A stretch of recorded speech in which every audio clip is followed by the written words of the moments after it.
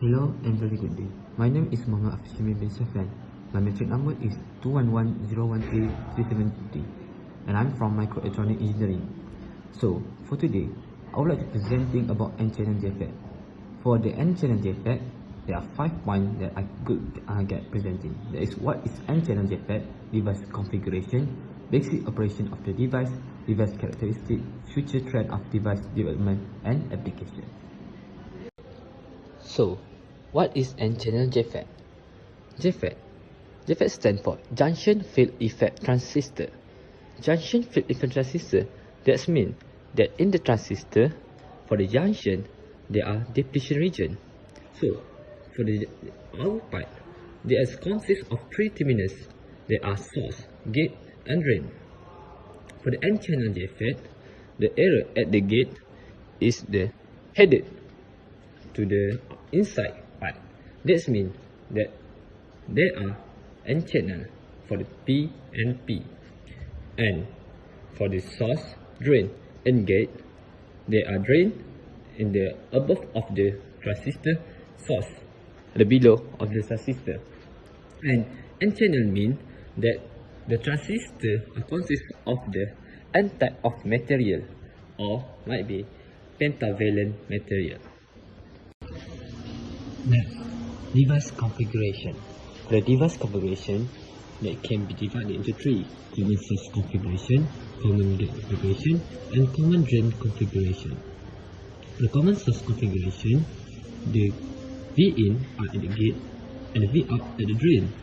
This mode of operation comes with amplified voltage and high impedance. Hence, it is mostly used in high audio frequency amplifiers. And common gate configuration, the V-in at the source and the V-out at the drain. This configuration is mostly used in high frequency and impedance matching circuits. And last, common drain configuration. For the common drain configuration, there are gate for the V-in and the source for the V-out. It is important to note there is no signal applied to the drain terminal. For the configuration for the N-JFET also can be calculated when you are looking at the self-bias or the voltage divider. These two types has a different type for the calculation. So next, how it works, or the basic operation of the JFET N-channel.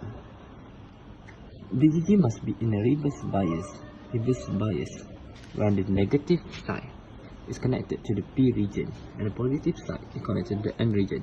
VDD provides a drain to the source and voltage and supply current from drain to source. That means electron is moved from the source to the drain.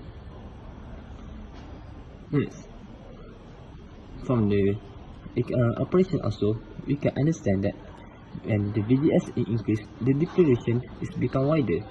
When the depletion region, as you can see in the images, when the depletion region become wider, is providing current path between source and drain. So the electron can move from the source to the drain.